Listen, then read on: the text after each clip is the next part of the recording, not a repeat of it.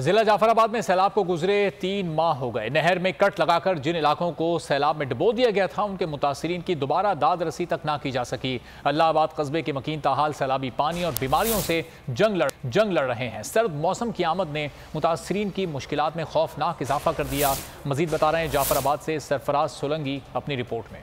بلوچستان کے ضلع جعفرآباد میں سیلاب متاثرین کی داد رسی اب تک نہ ہو سکی۔ یہ اللہ آباد کا علاقہ ہے۔ شہریوں کا کہنا ہے سیلاب کے دوران نہر کو کٹ لگانے سے یہ علاقہ ریلی کی زد میں آ گیا تھا۔ یہ ٹوٹے خیمے ہی ان متاثرین کا کل اثاثہ ہیں۔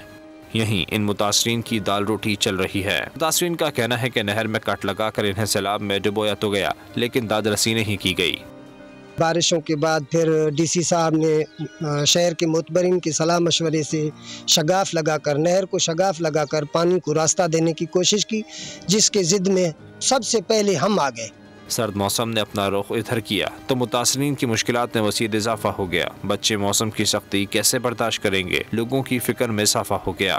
بچے بیمار پڑے ہیں، نہ کوئی کمبل، نہ کوئی لحاف، نہ کوئی ایسی گرم چیز۔ ہم کو کمبل کی ضرورت ہے، کھانے کی ضرورت ہے، ہر شے کی ضرورت ہے، گھر کی ضرورت ہے، کچھ نہیں ملا، ہمیں سردی میں مر رہے ہیں۔ گرم کپڑے بھی نہیں ہیں، اب سردیاں آ رہی ہے، موسم بھی خراب ہو رہا ہے، اب ہم کہاں جائیں گے؟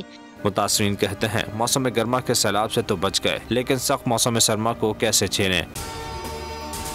اگر آپ کو یہ ویڈیو پسند آئی ہے تو لائک پر کلک کریں۔ بہت اچھی کوریج کی ہے، یہ مارچ کی تو زبردست کوریج تھی، بال کی پرابلی سب سے بیسٹ تھی۔ سب سے زیادہ ریلز اور سب سے زیادہ ریٹنگ کے ساتھ بول رہا نمبر 1۔